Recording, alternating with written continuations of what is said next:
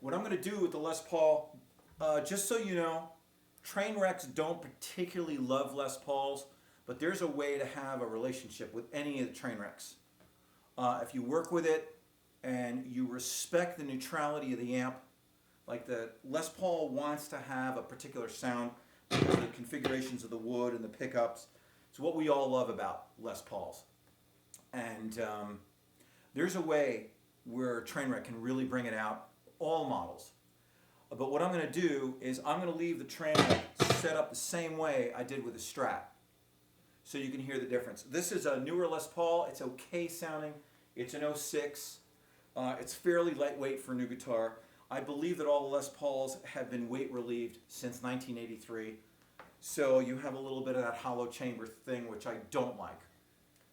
There are a lot of guys that play fabulous Pauls through Rex. This isn't one of them. This is okay. It's pretty good. It cleans up really well.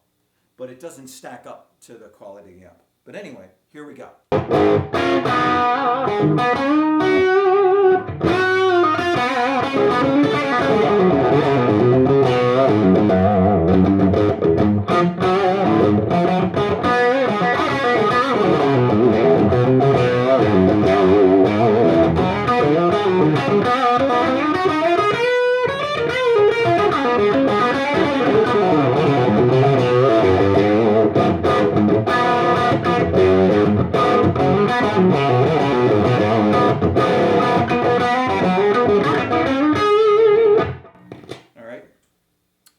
So I haven't changed any of the settings. So let's see what we want to do with this. I happen to think that cleans up pretty well for Les Paul. But let me just add a little bit of treble here, take off some of the bass, put the volume up to about noontime, and let's see what that does.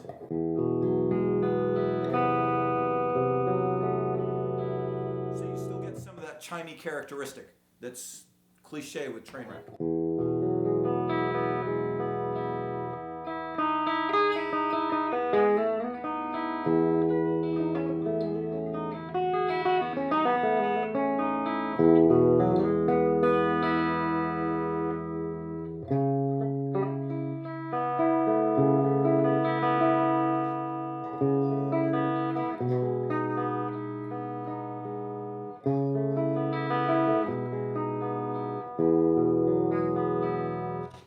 So right there, again, these are stock volume pots, so they're okay.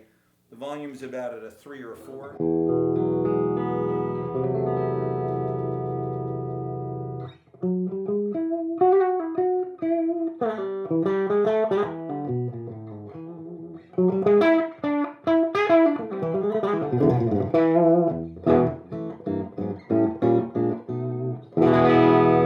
I'm being pretty aggressive on the guitar, and I'm using tortoiseshell pick, which is massive.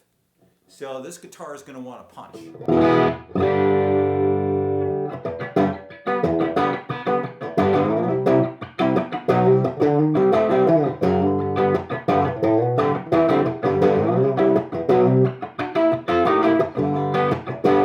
Okay, so it has that dry, clean punch. And if you guys are familiar with anything about old Motown, is most of it was done on Les Pauls, mostly Les Paul Customs, and using the middle position.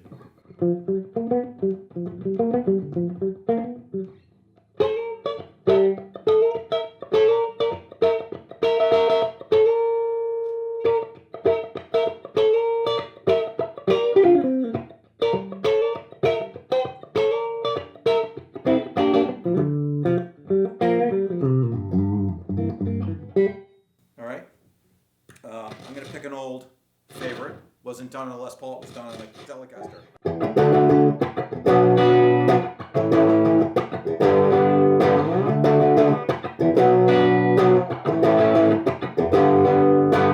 All right. Okay,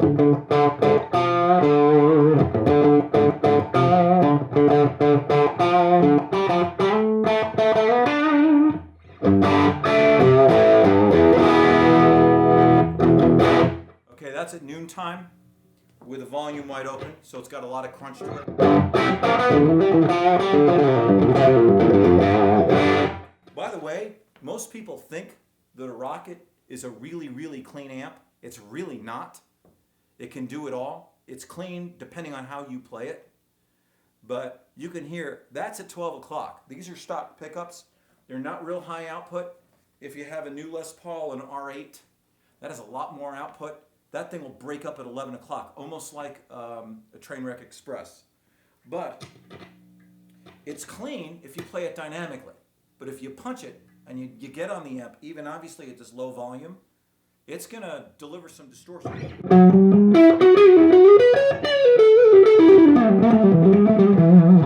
Now, I find that way too clouded. I have to mess around with the volume control and the tone, and I don't really feel like it right now. But see, backed off, it's a really nice clean sound, at least this particular guitar. So you can get them on Les Pauls. You can get really nice clean tones on Les Pauls.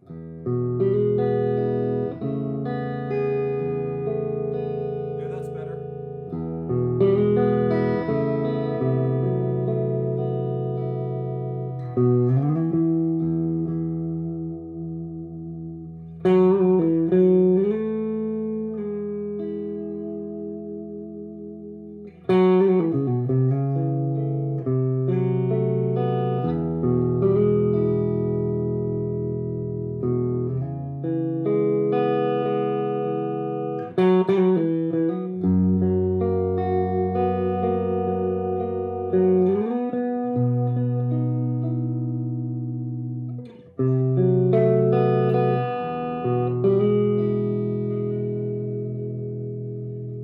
Hear those harmonics?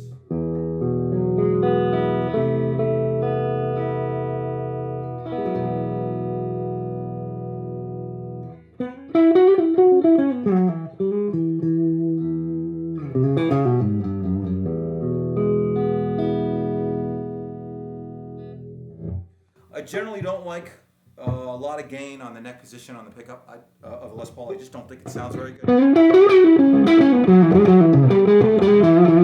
Let's see if we can sweeten that up again. Bring down the bass. This head and most of these are really particularly bassy, so you almost never have to go past 10 o'clock on anything on a Trainwreck in the Rocket family, just so you know.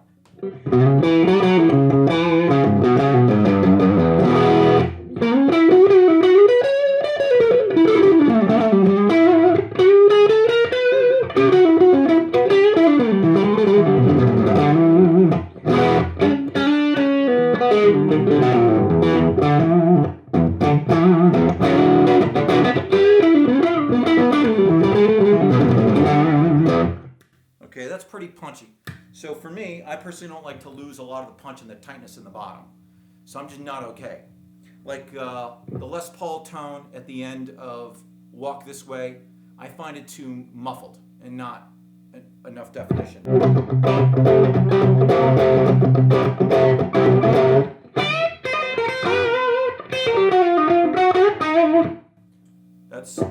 He's playing with a little more gain with that, but it's a similar kind of circuit.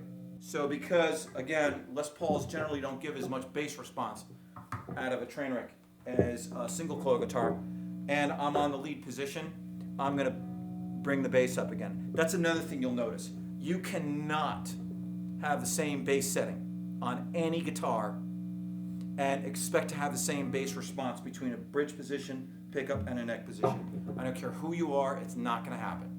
So if you're going to go back and forth, you either have to split the difference and compromise, pick one and sacrifice the other, or you're going to have to go back and change his tone. Sorry, it's ultra dynamic, and no two positions have the same kind of bass response. So if you want something to sound really punchy in a bridge position on a Les Paul,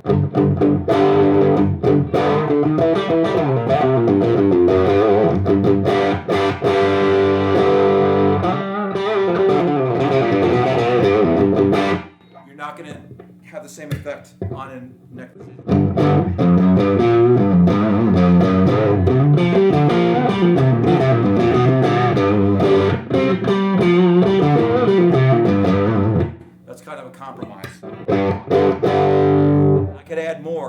treble side.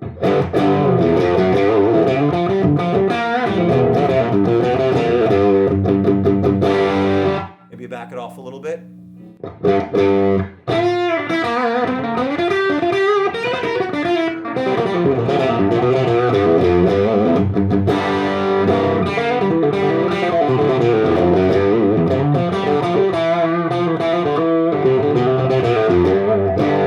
Now I'll go to the neck position.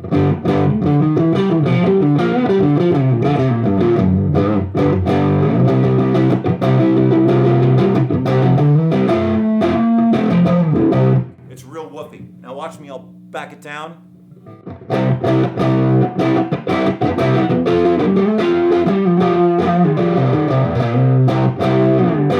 And it's real nice and smooth. So you can't have it on both settings the same way.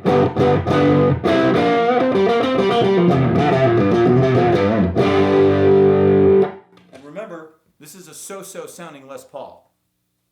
You know, you have a lot of guys with real 59s and 58s that play out of these. Glenn out of Nashville, his Les Paul sounds fantastic. His would throw off a lot more bass than this. And again, you would have to adjust this accordingly. Okay? 2, ready,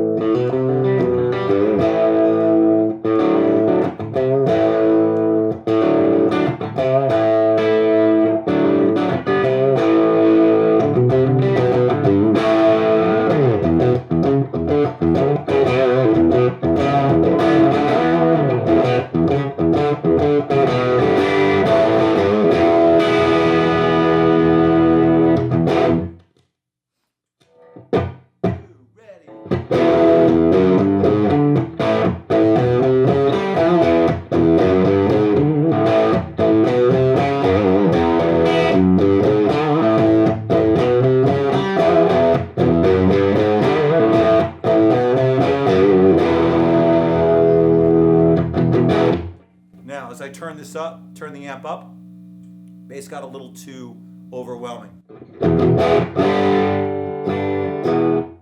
So what I do, and this is really true for any amp, but just more sensitive and responsive with this one. What you would do is go through the gamut of clean sound, cleaner sounds on your volume.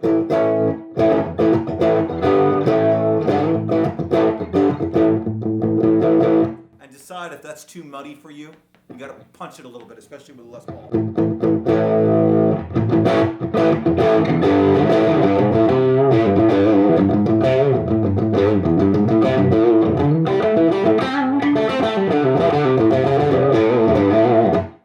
And so what I do is I kind of like attack it a little bit, mute it, and see if I find the bass responding with fullness yet not spongy. And I'll do it through the gamut of clean to overdrive, because I do like the clean and kind of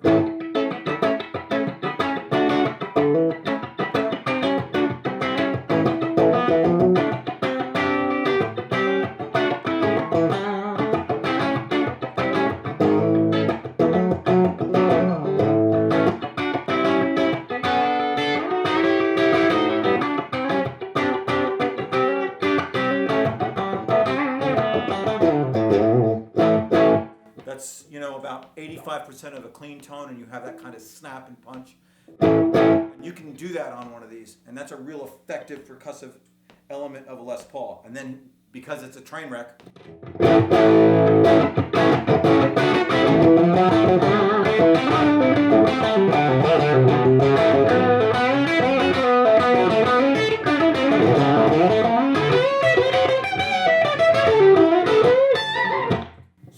drop right into that with your volume back up.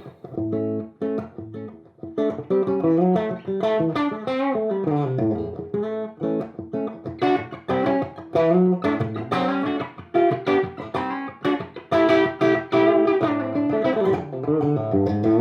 doing more solos again when I should be playing more chord comping to make a point.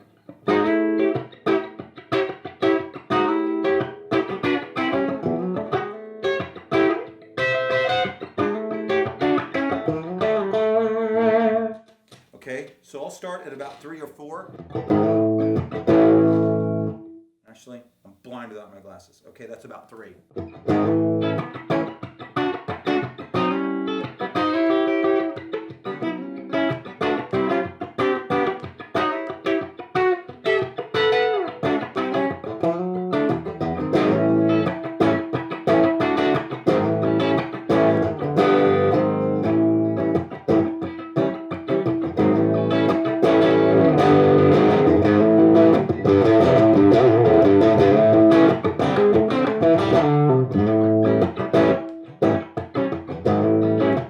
Okay, so it's pretty versatile in terms of being able to be clean. Like I said, not all Les Pauls are like this, but if you know how to play, and anyone playing out of one of these does, you can sort of figure that medium ground, especially if you have less output pickups on a Les Paul. You can really get away with a lot of variety of clean to overdrive depending on how you set this and how you set that. I'm not really sure where I was going with this. I just sort of want to spontaneously give you some insight on what I've learned about this, what I've learned about playing Les Pauls on this. All right, guys. Thank you.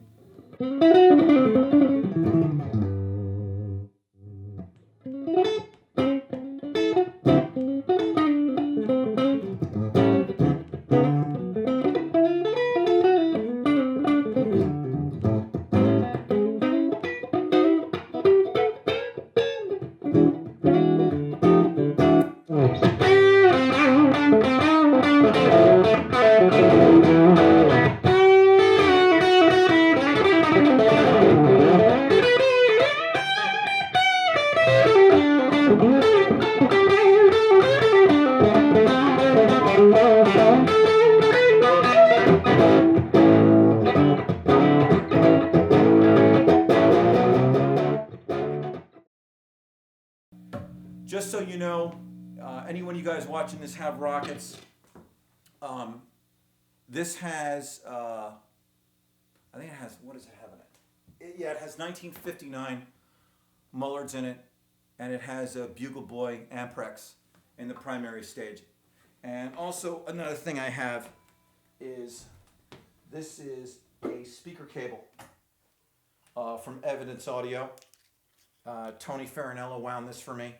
And it also makes a huge difference in sound transfer. This is a Lyric from Evidence Audio. And these make a huge difference. Not only are they bigger and wider and more dynamic of a tone range, you get a faster response with this. This is a solid core cable. So it's not real practical if you're on the road, but it just gives phenomenal sound transfer if you're just sitting around doing what we're doing. Okay, thanks.